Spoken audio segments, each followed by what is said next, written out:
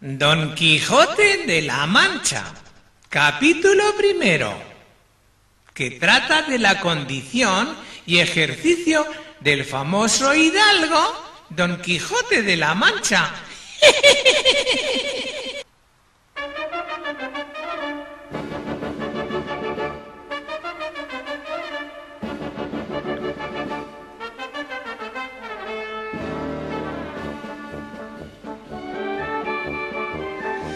En un lugar de la Mancha, de cuyo nombre no quiero acordarme, no ha mucho tiempo que vivía un hidalgo de los de lanza en astillero, adarga antigua, rocín flaco y galgo corredor.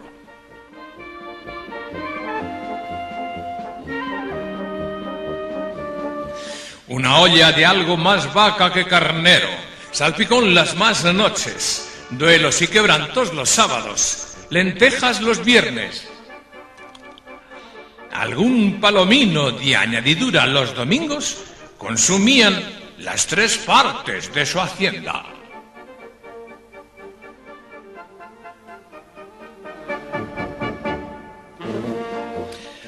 El resto de ella concluían sayo de velarte, calzas de velludo para las fiestas con sus pantuflos de lo mesmo, y los días de entre semanas se honraba con su vellorí de lo más fino.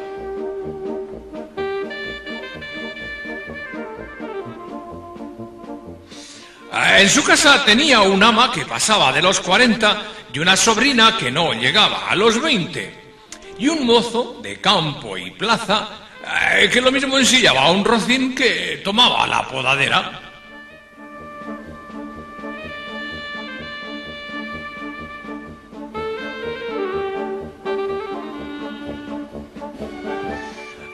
Frisaba la edad de nuestro hidalgo con los 50 años.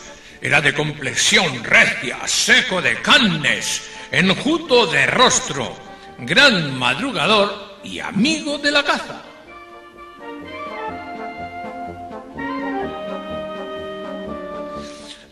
Respecto al nombre, había alguna contradicción. Algunos autores decían que se llamaba Quijada, otros que Quesada, aunque por conjeturas verosímiles se deja entrever que se llama Quijana. Pero esto importa muy poco a nuestro cuento. Basta que en la narración de él no se salga un punto de la verdad.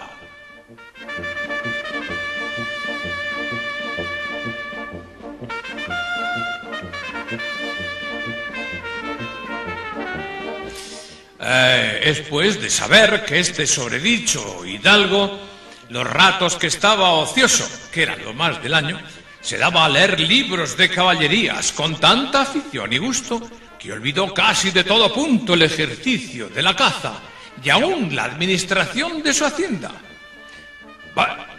Llegó a tanto su curiosidad y desatino en esto que vendió muchas hanegas de tierra de sembradura para comprar libros de caballerías en que leer.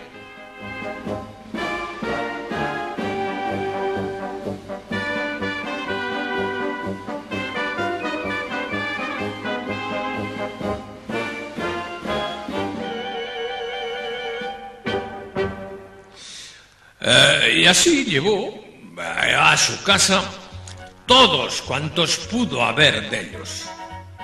Y de todos, ninguno le parecía tan bien como los que compuso el famoso Feliciano da Silva. Porque la claridad de su prosa y aquellas intrincadas razones suyas le parecían de perlas. Y más cuando llegaba a leer aquellos requiebros y cartas de desafío, donde en muchas partes hallaba escrito: la razón de la sin razón, que a mi razón se hace, de tal manera mi razón enflaquece, que con razón me quejo de la vuestra fermosura. Y también cuando leía: los altos cielos, que de vuestra divinidad divinamente con las estrellas se fortifican y os hacen merecedora del merecimiento que merece la vuestra grandeza.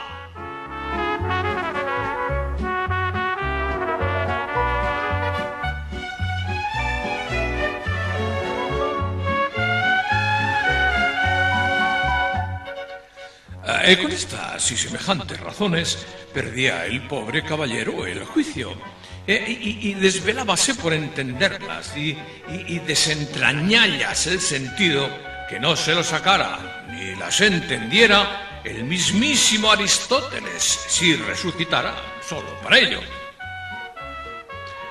No estaba muy bien con las heridas que don Belianís daba y recibía, porque se imaginaba que por grandes maestros que le hubiesen curado, no dejaría de tener el rostro y todo el cuerpo lleno de cicatrices y señales.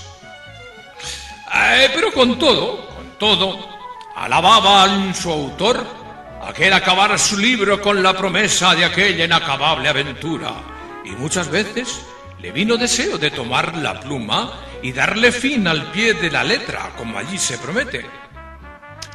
Y sin duda lo hiciera, y aún saliera con ello si otros mayores y continuos pensamientos no se lo estorbaran.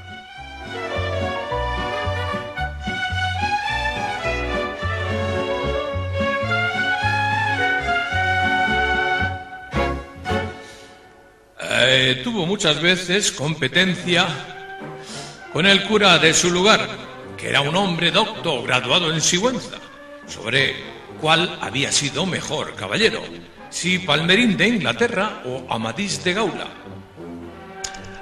Mas maese Nicolás, barbero del mismo pueblo, decía que ninguno llegaba al caballero del Febo, y que si alguno se le podía comparar era don Galaor, hermano de Amadís de Gaula, porque tenía muy acomodada condición para todo, que no era caballero melindroso, ni quejica, ni tan llorón como su hermano, y que en lo de la valentía no le iba a la zaga.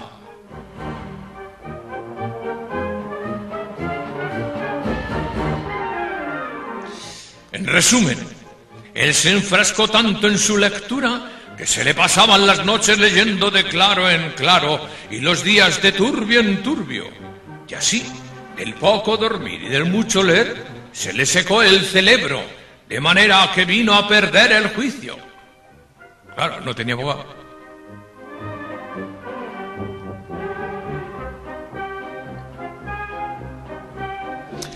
Llenósele de fantasía de todo aquello que leía en los libros, así de encantamientos como dependencias, batallas, desafíos, heridas, requiebros, amores, tormentas y disparates imposibles. Y asentósele de tal modo en la imaginación, en su sesera, que era verdad toda aquella máquina de aquellas soñadas invenciones que leía, que para él no había otra historia más cierta en el mundo.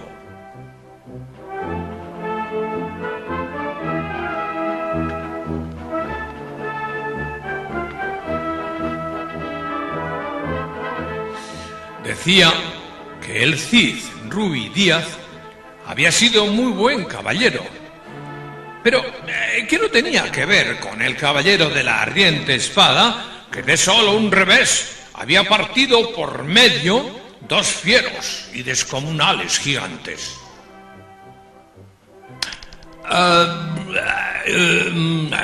Algo mejor estaba con Bernardo del Carpio, porque en Roncesvalles había muerto a Roldán el Encantado, valiéndose de la industria de Hércules, cuando ahogó a Anteo, el hijo de la tierra, entre los brazos.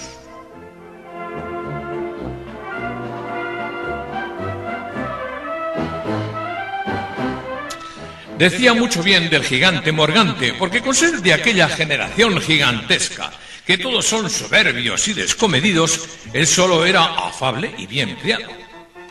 Pero, sobre todos, estaba bien con Rinaldos de Montalbán, y más cuando le veía salir de su castillo y robar cuantos topaba, y cuando en Allende robó aquel ídolo de Mahoma que era todo de oro, según dice la historia.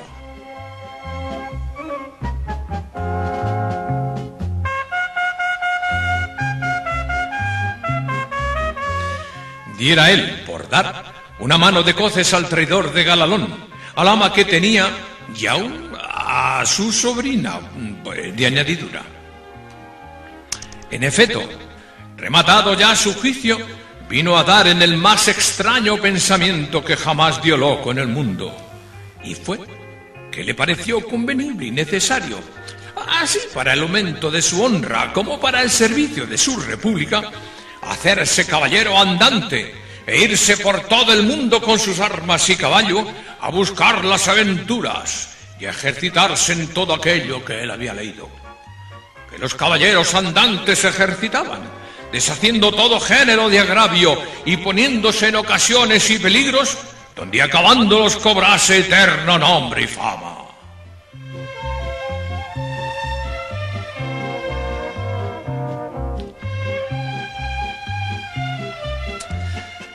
Imaginábase el pobre ya coronado por el valor de su brazo, por lo menos del imperio de Trapisonda. Sí. Y así, con estos tan agradables pensamientos, llevado del extraño gusto que en ellos sentía, se dio priesa a poner en efecto lo que deseaba. Sí, señor. Y lo primero que hizo fue limpiar unas armas que habían sido de sus bisabuelos, que tomadas de orín y llenas de moho, luengos siglos hacía que estaban puestas y olvidadas en un rincón.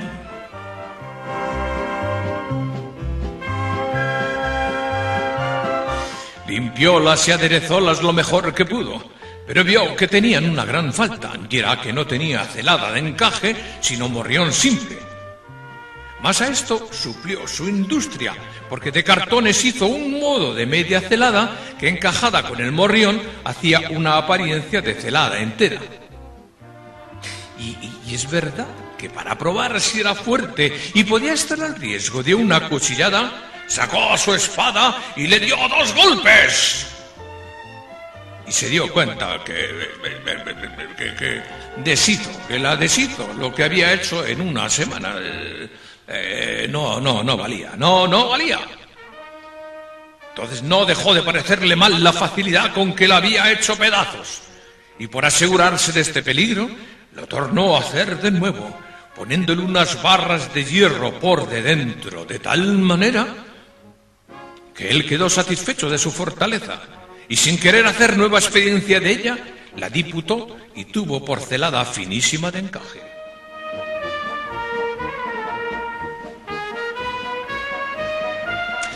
Luego fue a ver a su Rocín, y aunque tenía más cuartos que un real y más tachas que el caballo de Gonela, que tantum pelis et ossa fuit, le pareció que ni el bucéfalo de Alejandro, ni Babieca el del Cid, con él se igualaban.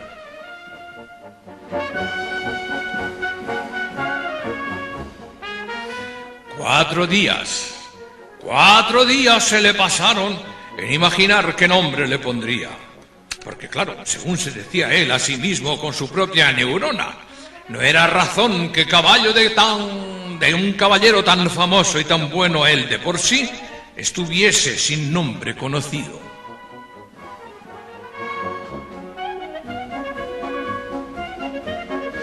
Y así procuraba acomodarse, de manera que declarase quién había sido antes que fuese de caballero andante y lo que era entonces. Pues estaba muy puesto en razón, sí señor, que mudando su señor estado, mudase él también de nombre, y le cobrase famoso y destruendo, como convenía a la nueva orden y al nuevo ejercicio que ya profesaba. Sí señor.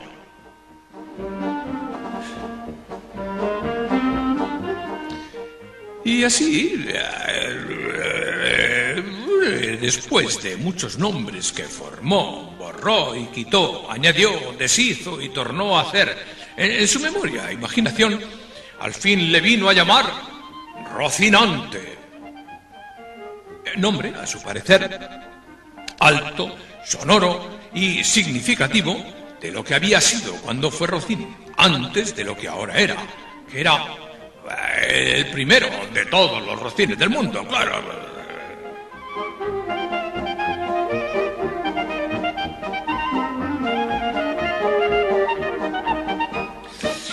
He puesto nombre tan a su gusto a su caballo, quiso ponérselo a sí mismo.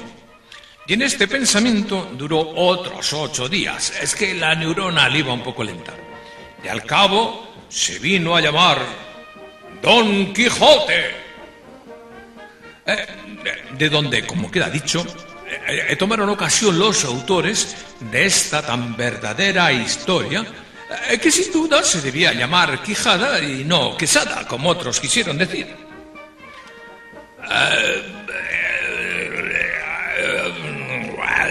Pero acordándose que el valeroso Amadís no solo se había contentado con llamarse Amadís a secas, sino que añadió el nombre de su reino y patria por hacerla famosa, y se llamó Amadís de Gaula, así quiso, como buen caballero, añadir al suyo el nombre de la suya y llamarse Don Quijote de la Mancha, con que a su parecer declaraba muy al vivo su linaje y patria, y la honraba con tomar el sobrenombre de ella.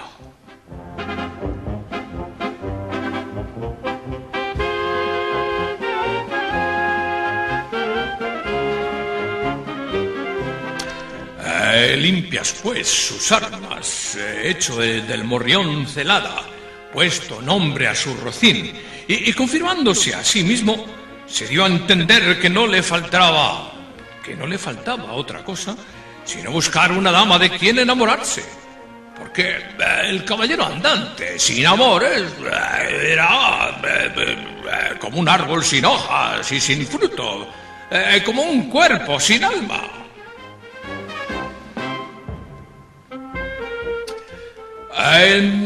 Decíase él, con su propia mente, decíase él a sí mismo, consigo mismo decía: si yo por malos de mis pecados, por mi buena suerte, me encuentro por ahí con algún gigante, como de ordinario les acontece a los caballeros andantes, y le derribo de un encuentro, o le parto por mitad del cuerpo, o finalmente le vento y le rindo, ¿no será bien tener a quien enviarle presentado, y que entre y se jinque de rodillas ante mi dulce señora y diga con voz humilde y rendida: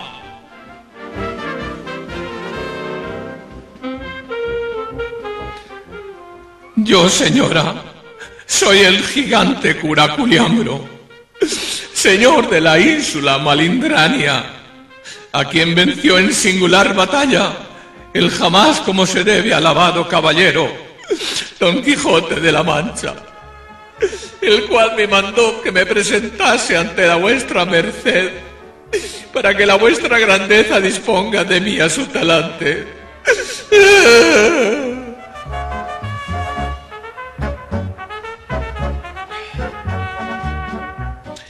¡Oh! ¿Cómo se holgó nuestro buen caballero cuando hubo hecho este discurso? Y más, cuando halló a quien dar nombre de su dama. Y fue a lo que se cree que en un lugar cerca del suyo había una moza labradora de muy buen parecer, de que en él un tiempo anduvo enamorado, aunque, según se entiende, ella jamás lo supo ni se dio cata de ello.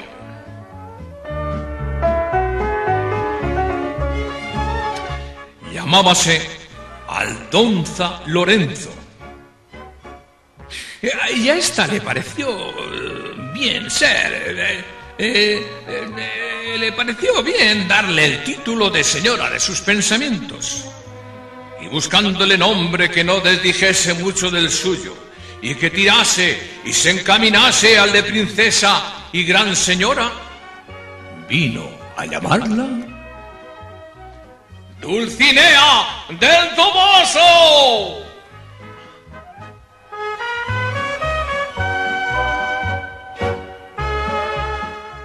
Porque, claro, era natural del Toboso. Nombre a su parecer músico y peregrino y significativo, como todos los demás que a él y a sus cosas había puesto.